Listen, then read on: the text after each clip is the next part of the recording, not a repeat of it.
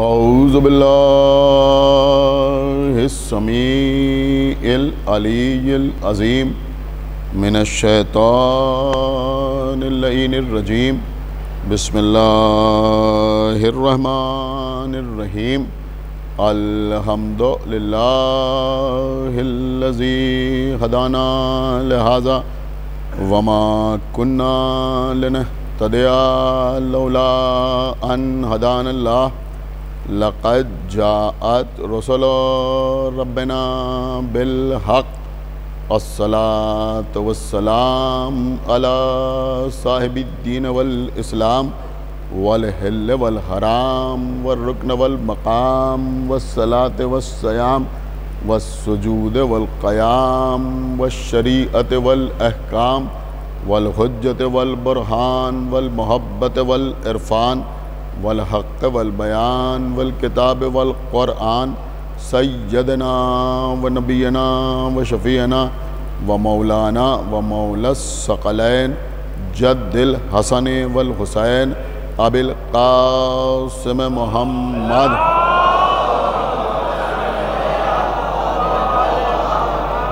وعلی اہل بیتہ الطیبین الطاہرین المعصومین المظلومین المنتخبین المنتجبین الذین اذہب اللہ عنہم الرجس وطہرہم تطہیرا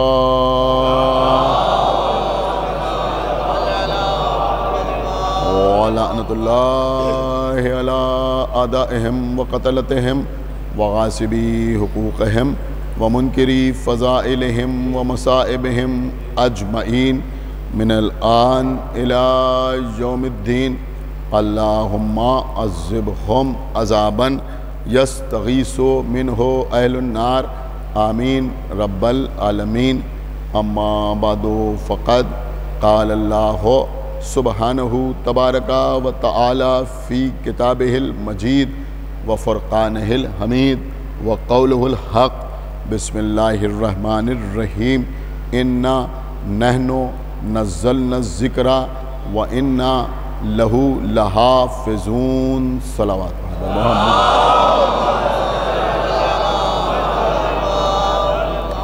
حضرات، تحفظ ذکر کے عنوان پر آج آپ سے اس سال کے عشرہ محرم میں دوسری مرتبہ مخاطب ہونے کا شرف حاصل ہو رہا ہے۔ سورہ ہجر کی جس آیت کو میں نے سرنامہ سخن قرار دیا ہے، اس آیت میں ارشاد رب العزت ہو رہا ہے کہ انا نحن نزلنا الذکر، ہم ہی ہیں اس ذکر کے نازل کرنے والے، وَإِنَّا لَهُ لَحَافِظُونَ، اور ہم ہی ہیں اس کی حفاظت کرنے والے۔ انشاءاللہ آگے کی مجالس میں اور باتیں بھی آپ کی خدمت میں پیش کرنا ہے۔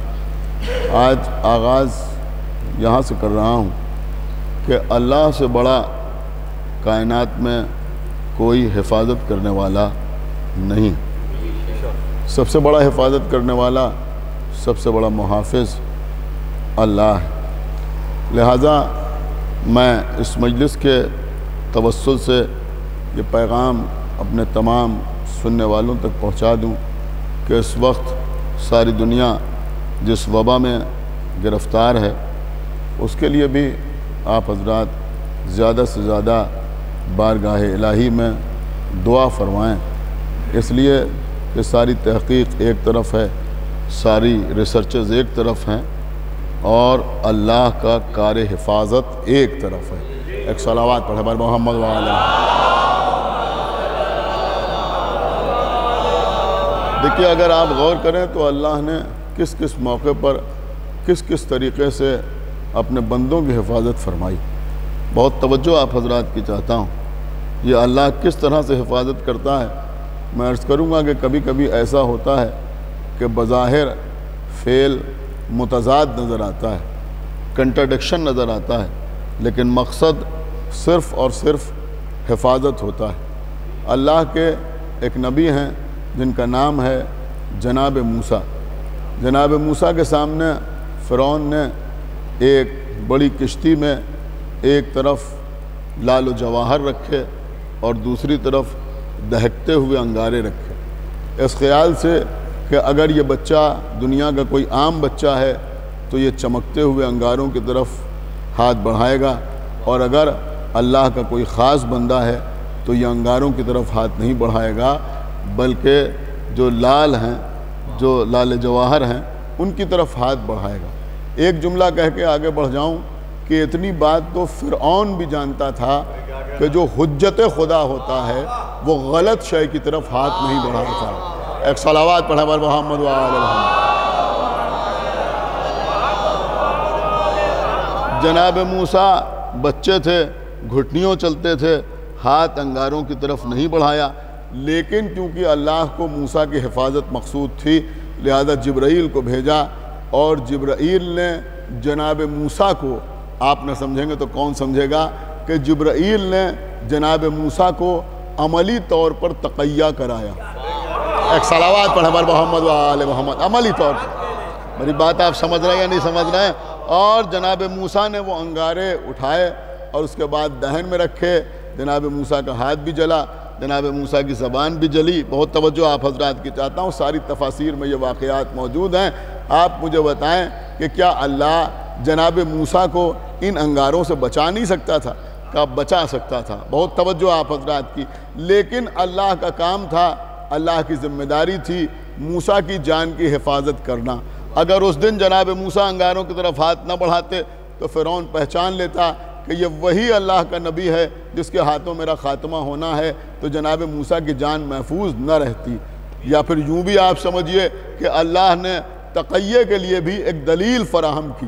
کیا سن رہے ہیں آپ؟ تقیہ کے لیے ایک دلیل فراہم کی، لیکن وہی اللہ ہے کہ جس نے جناب موسیٰ کو چند انگاروں سے نہ بچایا جب جناب ابراہیم اتنی بڑی آگ کے درمیان آئے۔ ایک صلوات پڑھے بر محمد و آل محمد۔ سننا ہے آپ نے نہیں سننا؟ اتنی بڑی آگ کے درمیان آئے، پہلے کر لیا گیا۔ ایک صلوات اور پڑھے بر محمد و آل محمد۔ جب جناب ابراہیم اتنی بڑی آگ کے درمیان آئے تو اللہ نے حکم دیا، یا نارو کونی بردن وسلاماً علی ابراہیم، اے آگ تو ٹھنڈی ہو جا، اور اتنی ٹھنڈی ہو جا کہ ابراہیم محفوظ رہیں، یعنی اتنی بھی ٹھنڈک نہ بڑھ جائے کہ ابراہیم کو آگ کے بجائے ٹھنڈک سے کوئی نقصان ہو جائے۔ کیا سن رہے ہیں آپ؟ تو آپ مجھے بتائیں کہ جو اللہ ابراہیم کو اتنی بڑی آگ سے بچا سکتا ہے، کیا وہ جناب موسیٰ کو چند انگاروں سے نہیں بچا سکتا؟ کیا اللہ کا مزاج بدل جاتا ہے؟ کیا اللہ کی طبیعت بدل جاتی ہے؟ کیا اللہ کا قانون بدل جاتا ہے؟ تو جواب ملے گا کہ اللہ کا قانون نہیں بدلتا، نہ اللہ کا مزاج یہ ہے کہ آگ کو گلزار بنا دیا جائے، نہ اللہ کا قانون یہ ہے کہ انگاروں سے کسی نبی کا ہاتھ جلا دیا جائے، بلکہ اللہ کا کام ہے نبی کی جان کی حفاظت کرنا۔ جہاں جان کی حفاظت کے لیے وہ ضروری تھا وہ کام کیا گیا، جہاں جان کی حفاظت کے لیے آگ کو گلزار بنانا ضروری تھا وہاں آگ کو گلزار بنایا گیا۔ اب جو کچھ کم عقل ہمارے سامنے آتے ہیں، امام حسن نے صلح کیوں کر لی، امام حسین نے جنگ کیوں کر لی، کیا دونوں شہزادوں کے مزاجوں میں فرق تھا؟ ارے ان کے مزاجوں میں فرق نہیں تھا۔ کیا سن رہے ہیں آپ؟ ان کے مزاجوں میں فرق نہیں تھا، بلکہ ہمارے اور تمہارے ایمان میں فرق ہے، عقیدے میں فرق ہے، مزاج میں فرق ہے، سمجھ میں فرق ہے۔ تم سمجھتے ہی نہیں۔ معصوم کا کام ہے دین کی حفاظت کرنا، جہاں حفاظت دین کے لیے صلح کی ضرورت ہوتی ہے وہ امام حسن صلح کرتے ہیں، جہاں حفاظت دین کے لیے تلوار اٹھانے کی ضرورت ہوتی ہے وہاں صلوات پڑھیں محمد و آل محمد، تلوار اٹھائی جائے۔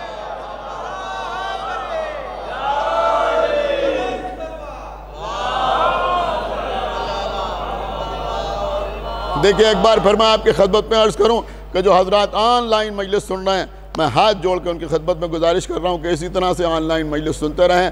بہرحال ہم سب کے جذبات سمجھتے ہیں، اور آپ یقین مانیں عزیزوں کہ اس وقت دل کی جو کیفیت ہے وہ ہم سمجھتے ہیں، آپ سمجھتے ہیں۔ جس طرح سے مجلسیں ہوتی تھیں اور جیسے یہاں 2 4 5 لوگوں میں مجلسیں ہو رہی ہیں، تو بہرحال جو دل کی کیفیت ہے وہ ہم بھی سمجھ رہے ہیں، آپ بھی سمجھ رہے ہیں، لیکن بہرحال جو مجبوری ہے، جو بات ہے، اس کو پیش نظر رکھتے ہوئے تھوڑا سا صبر سے کام لیں تاکہ ہماری عزاداری ہو جائے۔ اسی لیے میں نے عنوان قرار دیا ہے تحفظ ذکر، کہ کسی طرح سے ذکر کی حفاظت کر لی جائے۔ ایک صلوات پڑھیں پر محمد و آلہ، کسی طرح سمجھ رہا کسی طرح سے ذکر کی حفاظت کر لی جائے۔ اور میں نے 1 مہینے پہلے یہ پیغام لوگوں تک پہنچایا تھا کہ آپ دعا کریں عزا امام حسین علیہ السلام کے لیے. ہم سمجھتے ہیں کہ اس کے کارخانے میں کوئی کمی نہیں ہے, سمجھ رہے ہیں آپ, لیکن شاید ہمارے دعا مانگنے ہی میں کوئی کوتاہی ہو گئی. میری بات سمجھیے, ہمارے مانگنے میں کوتاہی ہو سکتی ہے, ادھر عطا میں کوئی کوتاہی نہیں ہو سکتی. لہذا اور استغفار کریں اور دعا کریں. انشاءاللہ امام حسین علیہ السلام کی عزاداری جیسے ہوتی تھی بالکل اسی انداز سے ہوگی. چند باتیں آپ کی خدمت میں عرض کر دوں اور میں بات کو تمام کروں. تو جناب ابراہیم کس آگ کی طرف جا رہے ہیں؟ کہ آتش نمرود. مشہور ہے آتش نمرود. نمرود نے اتنی زبردست آگ بھڑکائی, زبردست آگ, اور جناب ابراہیم اس آگ کے اوپر پہنچے. بہت توجہ آپ حضرات کی, اس آگ کے اوپر جناب ابراہیم پہنچے. دیکھیں صرف آپ کو متوجہ کرنا ہے, آج ایک بہت اہم بات میں آپ کی خدمت میں پیش کروں گا. جناب ابراہیم اس آگ کے اوپر پہنچے. اب جب جناب ابراہیم اتنی بڑی آگ کے اوپر پہنچے تو جبرائیل آئے. جبرائیل نے آ کے کہا کہ کوئی حاجت ہے؟ کیا سن رہے ہیں آپ؟ جبرائیل نے کہا کہ کوئی حاجت ہے, تو جناب ابراہیم نے یہ نہیں کہا کہ کوئی حاجت نہیں ہے. کچھ غور کیا آپ نے؟ یہ نہیں کہا کہ کوئی حاجت نہیں ہے. اگر کہہ دیتے کہ حاجت نہیں ہے تو آپ کو پتا ہے لوگ کیا کہتے؟ لوگ کہتے اتنی زبردست آگ تھی, جناب ابراہیم گھبرا گئے, پریشان ہو گئے, کہنا چاہتے تھے ہاں مگر کہہ گئے نہیں. سنا ہی نہیں آپ نے میں کیا عرض کر گیا؟ کہنا چاہتے تھے ہاں مگر کہہ گئے نہیں, گھبرا کے نہیں کہہ دیا, کہنا تو ہاں چاہتے تھے. لہذا جناب ابراہیم نے مختصر جواب نہیں دیا بلکہ تفصیلی جواب دیا. فرمایا کہ حاجت ہے مگر جس سے ہے اس سے بیان کرنے کی ضرورت نہیں ہے, جس سے ہے اسے بیان کرنے کی ضرورت نہیں ہے. اے جناب ابراہیم یہ بات اختصار کے ساتھ ہاں یا نہیں میں بھی کہہ سکتے تھے. ہو سکتا ہے ابراہیم جواب دے کہ اگر میں تفصیلی جواب نہ دیتا تو لوگ سمجھتے کہ اتنی زبردست آگ کا اثر میرے ذہن کے اوپر ہو گیا ہے. سمجھ رہے ہیں آپ؟ لہذا میں نے تفصیلی جواب دے کے بتایا کہ جب اتنی زبردست آگ کا اثر میرے ذہن پر نہیں ہوتا تو ہلکے سے بخار کی گرمی کا اثر, ایک صلوات بڑھے پر محمد وآل محمد, اللہ کے رسول کے ذہن کے اوپر کیسے ہوگا؟ دیکھیں سنیے, میں دھیرے دھیرے بات کو آگے بڑھا رہا ہوں. اب ہوا کیا؟ کہا کہ اللہ نے آواز دی. سورہ انبیاء پڑھیے, قلنا. سورہ انبیاء, سورہ انبیاء کا مطلب وہ سورہ کے جس پہ اللہ نے بہت سے انبیاء کا تذکرہ کیا ہے, اس پہ خداوند عالم ارشاد فرماتا قلنا, ہم نے کہا یا نار کونی بردن وسلام علی ابراہیم. میں نے نہیں کہا. دیکھیں کل کی تقریر آپ کو یاد ہے, میں نے نہیں کہا, اللہ کہہ رہا ہم نے کہا. کیا سنا اس بندوں نے؟ کہ خدا کے لیے تھوڑا بیدار ہوئیے. ہم نے کہا یا نارو کونی بردن. اگر ہمارے یہاں کسی بچے کو بخار ہو جائے تو کیا ہوتا ہے؟ کہ مائیں, گھر کا کوئی بزرگ اس کی پیشانی پہ ہاتھ رکھ کے, حکم ہے, معصوم کی حدیث ہے, بار بار کہتا ہے یا نارو کونی بردن وسلام علی ابراہیم. بڑے سے بڑا بخار جو ہے وہ دور ہو جاتا ہے. آیت ہے قرآن مجید کی, لیکن اس آیت میں ہے کیا؟ قلنا, ہم نے کہا. اللہ کہہ رہا ہم نے کہا اے آگ تو ٹھنڈی ہو جا. کچھ آپ نے غور کیا یا نہیں غور کیا؟ اللہ نے جناب ابراہیم کے لیے کوئی سیفٹی کٹ نہیں بھیجی. کیا سننا ہے؟ خدا کے لیے بیدار ہوئیے. سمجھ رہے ہیں آپ؟ کوئی ایسا فائر پروف سوٹ نہیں بھیجا کہ تم یہ فوراً پہن لو, چند لمحوں میں یہ کام بھی ہو سکتا تھا نا, کچھ مشکل تو نہیں ہے نا. ارے آپ اللہ جانے کہاں ہیں, سمجھ سکتے ہیں میری بات کو, یہ نہیں سمجھ سکتے ہیں جو ہڈیوں کو گوشت کا لباس پہنانے والا ہے. اللہ اکبر. جو ہڈیوں کو گوشت کا لباس پہنانے والا ہے, کیا وہ ابراہیم کے لیے کوئی ایسا لباس نہیں بھیج سکتا تھا؟ کوئی ایسا لباس نہیں بھیج سکتا تھا؟ اب دامن وقت پہ گنجائش نہیں ہے. اگر آپ کو یاد ہو تو یاد ہو, ایک زمانے میں نے پڑھا تھا جب میں مولا کائنات کے فضائل کے سلسلے میں یہاں مجلس پڑھا تھا, غالباً 2009, قرآن, قول رحمان اور مولا علی کی شان. اس میں بہت سی چیزیں میں نے بیان کی تھی. میں نے بیان کیا تھا کہ امام جعفر صادق علیہ السلام جناب جابر جعفی, ان سے کہا آؤ تمہیں ظلمات کی سیر کراتے ہیں. اور جناب جعفر جعفی کو آپ کے چھٹے امام نے جناب جابر جعفی کو ایک خصوصی لباس پہنایا اور لے کے بحر ظلمات میں گئے. تو آپ مجھے بتائیے کہ جب چھٹے امام ایسا لباس جابر جعفی کو پہنا سکتے ہیں, کیا سن رہے ہیں آپ؟ دیکھیے خدا کے لیے بھائی تھوڑا بیدار ہوئیے. تو کیا اللہ جناب ابراہیم کو ایسا لباس نہیں پہنا سکتا؟ میں کچھ عرض کر رہا ہوں, آپ داد نہ دیں گے تو کون دے گا؟ لیکن اللہ نے ابراہیم سے نہیں کہا کہ تم اس طرح آگ سے بچو. کیا سن رہے ہیں آپ؟ اللہ نے نمرود کی آگ سے کہا یا نارو کونی بردن. سننا ہے ہائے ہائے ہائے سننا ہے یا نارو کونی بردن آئے آگ تو ٹھنڈی ہو جا تجھے بھڑکایا تو نمرود نے ہے لیکن اختیار میں میرے ہے تجھے بھڑکایا تو نمرود نے ہے روشن تو نمرود نے کیا ہے لیکن اختیار میرا ہے اللہ نمرود کو بھی بتانا چاہتا ہے کہ تیری کیا اوقات ہے تیری آگ بھی میری اطاعت کرے گی سن رہے ہیں آگ تیری ہے اطاعت میری کرے گی آگ تیری ہے اطاعت میری کرے گی ارے آپ نہ بولیں گے تو کون بولے گا اگر کوئی یہ منظر دوبارہ دیکھنا چاہتا ہے تو کربلا میں آ کے دیکھے امام حسین آخر وقت میں پسر ساز سے کہہ رہے ہیں کہ ذرا سب کو خاموش کر دے لوگ خاموش ہو گئے لیکن گھوڑے زمین پہ ٹاپے مار رہے ہیں کہ ان کو بھی خاموش کر دے کہ فرزند رسول یہ میرے اختیار میں نہیں ہے کہ تیرے اختیار میں نہیں ہے لیکن میرے اختیار میں ہے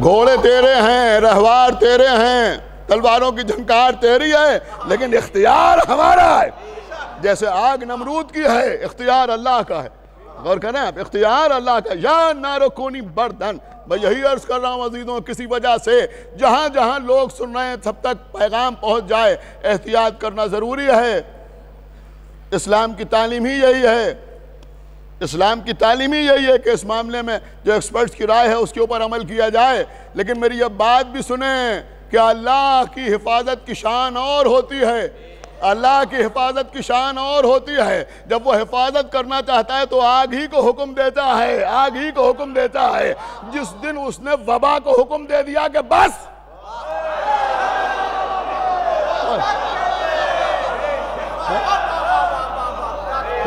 ایک صلوات بڑے بل محمد والے محمد بس اس کے حکم کی دیر ہے تو عزیزوں اللہ نے حکم دیا یا نارو کونی بردن آگ تو ٹھنڈی ہو جا کل میں آپ کی خدمت میں عرض کر رہا تھا کہ جہاں جہاں اللہ اپنے لیے ہم کا لفظ استعمال کرے تو یہ سمجھ لیجئے کہ وہاں اللہ نے وہ کام کسی کے وسیلے سے انجام دیا کل میں کئی مثالیں آپ کی خدمت میں پیش کر چکا ہوں اب آپ یہاں بتائیں اللہ کہہ رہا قل نا میں نے کہا نہیں ہم نے کہا اب یہ مجمع مجھے بتایا کہ کس کے وسیلے سے کہا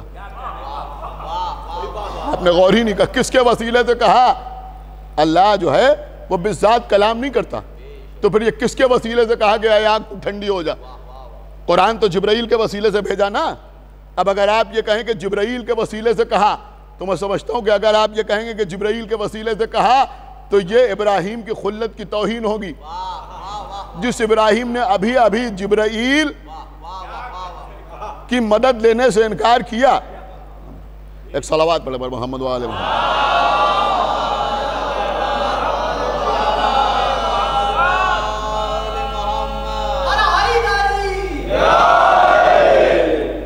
ایک صلوات اور پڑھے پر محمد وآلہ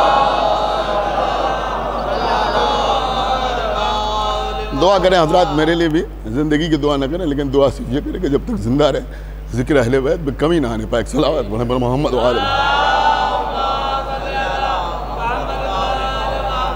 سنیے قبلہ جو میں عرض کر رہا ہوں تو یا نارو کونی بردن اللہ کہہ رہا ہم نے کہا کس کے وسیلے سے کہا اگر جبرائیل کے وسیلے سے کہا ہے تو یہ ابراہیم کی خلت کی توہین تو پھر کس کے وسیلے سے کہا اگر کسی ایسے کو وسیلہ بنائے جو مرتبے میں جبرائیل سے کم ہو تب بھی ابراہیم کی خلت کی توہین تو اب کوئی ایسا ڈھونڈیے کہ جو رتبے میں جبرائیل سے بڑا ہو سن رہے ہیں آپ یا نہیں سن رہے ہیں اللہ اس کے وسیلے سے کہے گا اب جبرائیل سے بڑا کون ہے آپ کے علاوہ کوئی اور اس جملے پر داد نہیں دے گا ہم نے دیکھا کہ پیغمبر معراج کی منزل میں جا رہے ہیں ایک منزل ایسی آئی کہ جہاں جبرائیل نے کہا کہ اب اگر ہم آگے بڑھیں تو ہمارے پر جل جائیں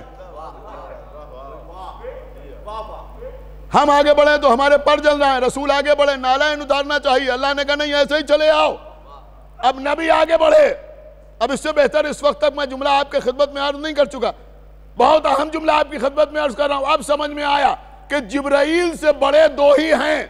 ایک وہ جو پردہ معراج کی طرف آگے بڑھ رہا ہے, ایک وہ جو پردے کے پیچھے سے بلا رہا ہے. ہائے ہائے ہائے.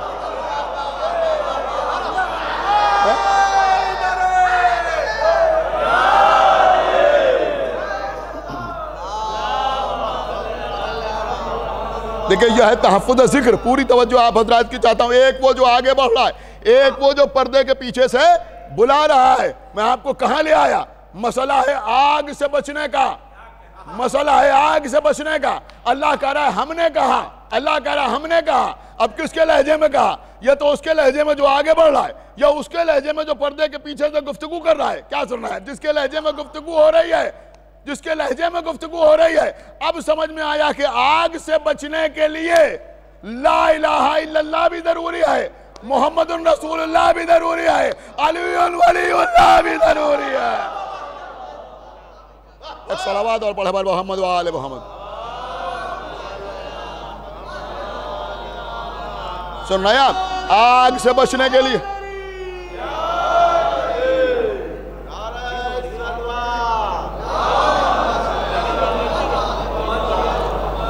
سن رہے ہیں آگ سے بچنے کے لیے لا الہ الا اللہ بھی ضروری ہے, آگ سے بچنے کے لیے محمد رسول اللہ بھی ضروری ہے, اور آگ سے بچنے کے لیے علی ولی اللہ بھی ضروری ہے. سمجھ رہے ہیں آپ؟ یہ تینوں چیزیں ضروری ہیں آگ سے محفوظ رہنے کے لیے. تو اللہ کیا کہہ رہا ہے؟ یا نارو کونی بردن. دیکھیں آپ میری طرح متوجہ رہیں. یا نارو کونی بردن وَالسَّلَامًا عَلَىٰ ابراہیم. اے آگ تو ٹھنڈی ہو جا, اے آگ تو ٹھنڈی ہو جا. بہرحال دور دور تک لوگ مجلس سن رہے ہیں, اور ماشاءاللہ سامنے تو چند آدمی ہیں لیکن ہزاروں لوگ مجلس کو ملاحظہ فرما رہے ہیں. پیغام کی صورت میں یہ بات آپ حضرات تک پہنچ جائے. آپ نہ محسوس کریں گے تو پھر کون محسوس کرے گا؟ آپ پوری طرح متوجہ رہیں. پوری توجہ آپ حضرات کی چاہتا ہوں. کون محسوس کرے گا؟ اگر آپ نہ محسوس کریں گے تو کون محسوس کرے گا؟ سنیے عزیزوں, یا نارو کونی بردن وَالسَّلَامًا عَلَىٰ ابراہیم. اے آگ تو ٹھنڈی ہو جا, اور اتنی ٹھنڈی ہو جا کہ ابراہیم محفوظ رہیں. اللہ کا سلام آیا ابراہیم پر. اس مجلس کے حوالے سے ایک پیغام آپ تک پہنچانا چاہتا ہوں کہ جس تک اللہ کا سلام آتا ہے ہم اسے علیہ السلام کہتے ہیں. سنیں, جس تک اللہ کا سلام آتا ہے ہم اسے علیہ السلام کہتے ہیں. جس تک اللہ کا سلام آئے ہم اسے علیہ السلام کہتے ہیں. تو سلام کس تک آیا؟ کہ ابراہیم تک اللہ کا سلام آیا. کس تک سلام آیا؟ ابراہیم تک اللہ کا سلام آیا. دیکھیں عزیزوں, یہ سارے انبیاء کو ہم یوں ہی علیہ السلام نہیں کہتے. آپ قرآن پڑھئے, اللہ نے آدم کو سلام کیا تو آدم علیہ السلام. اللہ نے نوح کو سلام کیا تو نوح علیہ السلام. اللہ نے موسیٰ کو سلام کیا تو موسیٰ علیہ السلام. اللہ نے ابراہیم کو سلام کیا تو ابراہیم علیہ السلام. اللہ نے اسماعیل کو سلام کیا تو اسماعیل علیہ السلام. اللہ نے عیسیٰ کو سلام کیا, عیسیٰ تک سلام آیا تو عیسیٰ علیہ السلام.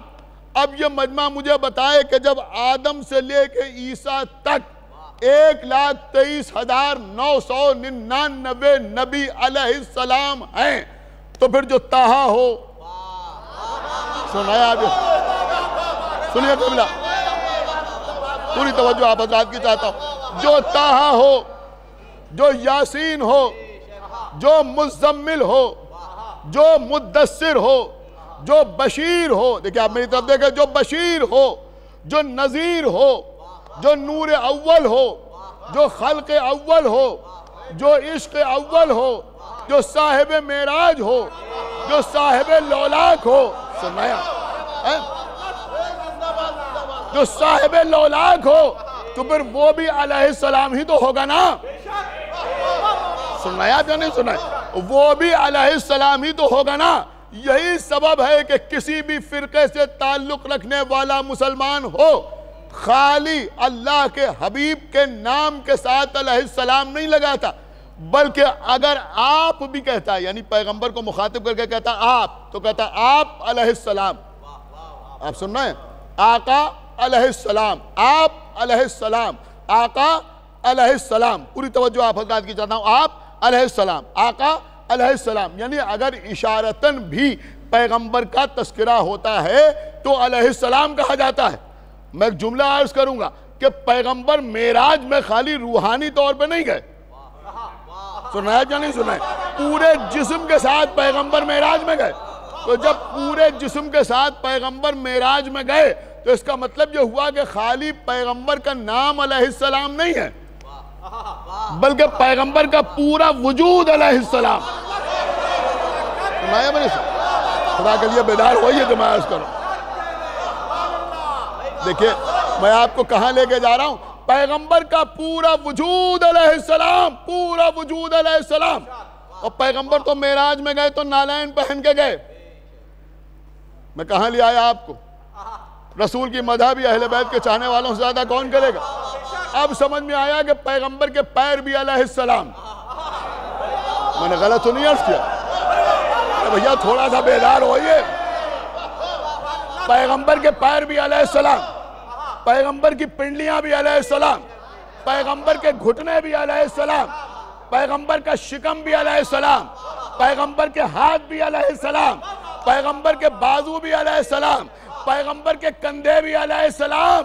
اب ہمیں بتاؤ کہ جس کے قدم پیغمبر کے دوش پر نظر آئیں وہ رضی اللہ ہوگا یا علیہ السلام؟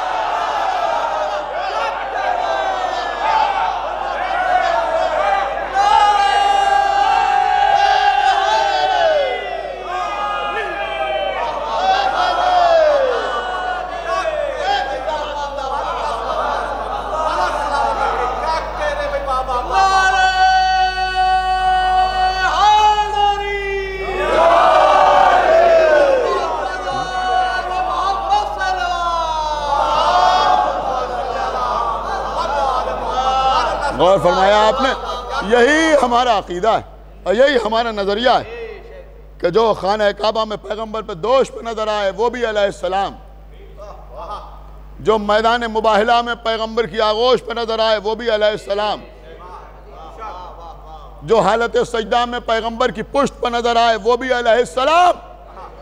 اور یہی سبب ہے کہ ماتم کے بعد، مجلس کے بعد، نماز کے بعد ہم کھڑے ہوتے ہیں، السلام علیکہ یا ابا عبداللہ. اے ابا عبداللہ، آپ پر ہمارا سلام، آپ پر ہمارا سلام. ہاں عزیزوں، امام حسین علیہ السلام. حسین کون؟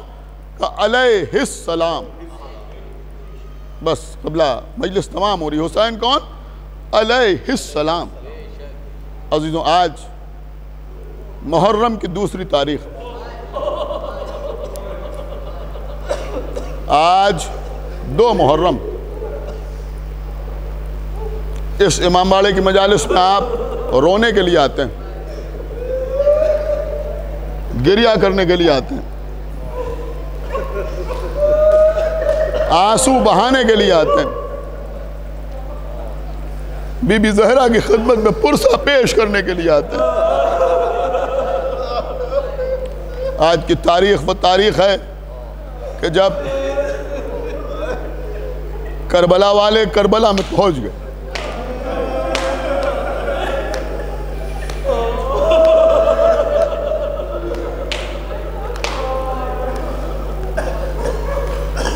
سوار دوش رسول کا رہوار آگے نہیں بڑھتا.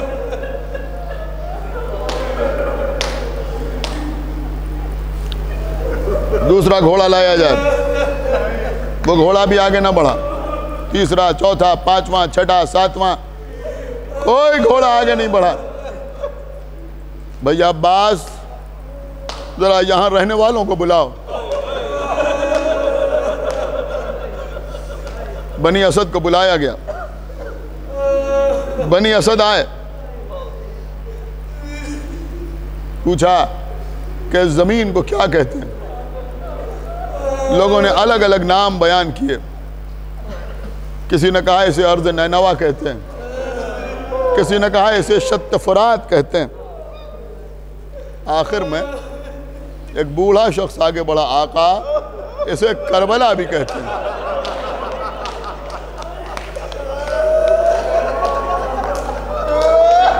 میرے مولا نے فرمایا کرب و بلا، بھیا ہم یہیں قیام کریں۔ خیمے لگ گئے کہ بس بہت سے بہت 10 منٹ میں مجلس تمام ہو رہی۔ ہمارے آقا نے کربلا میں خیمے دریا کے کنارے نصب کرائے، کیوں کہ بچے پیاسے نہ رہیں۔ ہر سال 2 محرم کو یہ مصائب اس امام باڑے کے ممبر سے پڑھے جاتے ہیں۔ عزیزوں، یزید کے لشکر کی آمد شروع ہوئی۔ خدا لعنت کرے یزید پر اور اس کے لشکر پر۔ اس کے لشکر کا ایک رسالہ خیام حسینی کے قریب آیا۔ سردار رسالہ آگے بڑھا۔ عالم یہ تھا کہ آقا حسین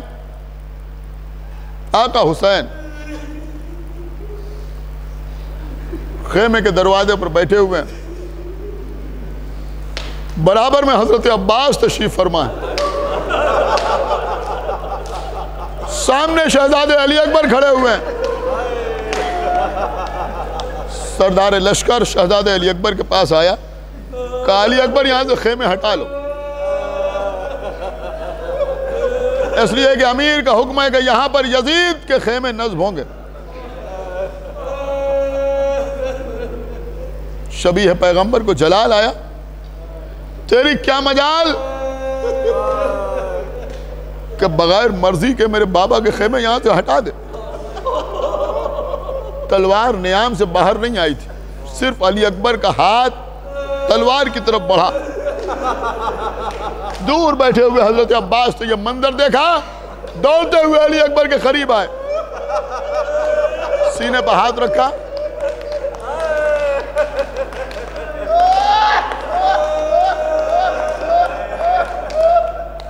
رونے کے لیے تو یہی کافی ہے قبلہ۔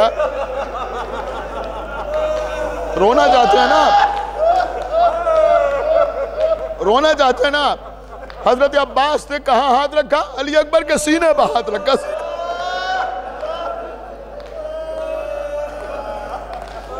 میرے لال، جب تک میں زندہ ہوں تمہیں تلوار چلانے کی ضرورت نہیں۔ چچا کے احترام میں 2 قدم پیچھے ہٹے، آگے بڑھ کے کہا تمہیں گفتگو کرنے کا سلیقہ نہیں؟ ارے غلام کے ہوتے ہوئے آقا زادے سے گفتگو کر رہے ہو؟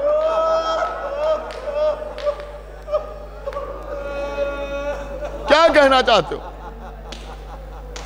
اس نے پھر وہی بات کہی کہ خیمے یہاں سے ہٹا لو عباس، کہ تم اور میرے آقا کے خیمے ہٹاؤ۔ عزیزو، امام حسین نے بپھرے ہوئے شیر کو دیکھا۔ آقا حسین حضرت عباس کے قریب نہیں آئے، آپ کو پتا کہاں گئے؟ خیمے کے اندر گئے۔ شہزادی زینب کو بلایا، بہن زینب قریب آئیں۔ بہن زینب، اب دین بچانا آپ کا کام ہے، دین بچانا آپ کا کام۔ شہزادی زینب نے کہا بھیا کیا کرے؟ کہا میدان سے عباس کو واپس بلا لو۔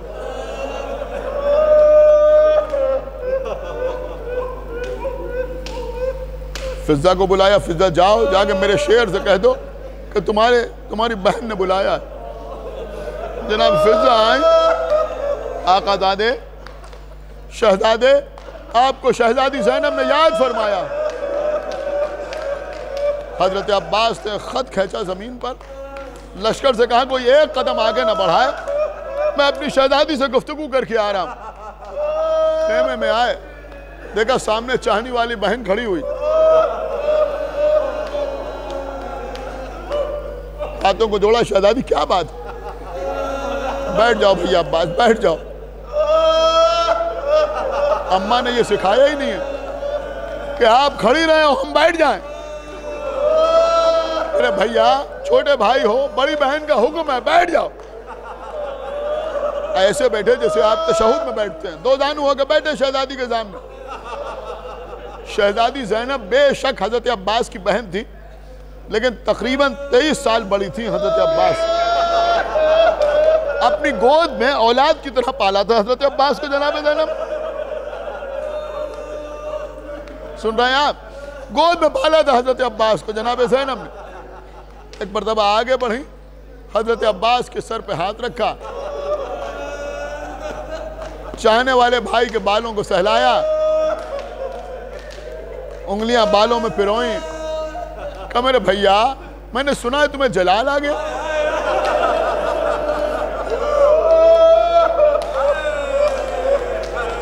روئیے عزیزوں روئیے۔ کہا میں نے سنا ہے تمہیں جلال آ گیا۔ کہا ہاں شہزادی۔ ان کی جرات اتنی ہو گئی کہ یہ کہہ رہے ہیں کہ آقا حسین کے خیمے یہاں سے ہٹا لیے جائیں۔ دیکھیں گفتگو کا طریقہ کیا ہوتا ہے۔ میں سمجھتا ہوں یہ پیغام بھی ہے اس وقت ہمارے لیے کہ ہم کس طرح سے صبر سے کام لیں اور اپنے جذبات پہ قابو رکھیں۔ کہا بھیا عباس، دریا کے کنارے تو خیمے اس لیے نصب ہوئے تھے کہ پانی کی پریشانی نہ ہو، لیکن جب تم موجود ہو تو کیا پرواہ ہے خیمے دریا کے کنارے ہوں یا دریا سے دور نصب ہو جائیں۔ آنکھوں میں آنسو ہو گئے۔ شہزادی ہم سمجھ گئے کہ آپ کی مرضی کیا ہے، لیکن پھر اتنا بتائیے کہ ہماری زندگی سے فائدہ کیا؟ ٹھیک ہے بھیا عباس، اگر تلوار چلانا چاہتے ہو تو جاؤ تلوار چلاؤ، میں تمہیں تلوار چلانے سے نہیں روکوں گی بھیا، لیکن پھر میں بھی اپنے سر کے بال پریشان کرتی ہوں، حفاظت دین کی دعا کرتی ہوں۔ بس یہ سننا تھا کہ آقا عباس نے تلوار کو گھٹنے پر رکھ کے توڑا، شہزادی زینب کی چادر پہ صدقے کیا، قدموں میں ڈالا شہزادی ہم اپنے ہاتھوں سے خیمے ہٹا لیں گے۔ اے میرے آقا جس بہن کا اتنا خیال ہے، ذرا بعد قتل حسین آگے دیکھئے، وہی زینب ہے، سر سے چادر چھینی جا رہی ہے، ہاتھوں میں رسیاں باندھی جا رہی ہیں، زینب کو دیار بدیار، بازار ببازار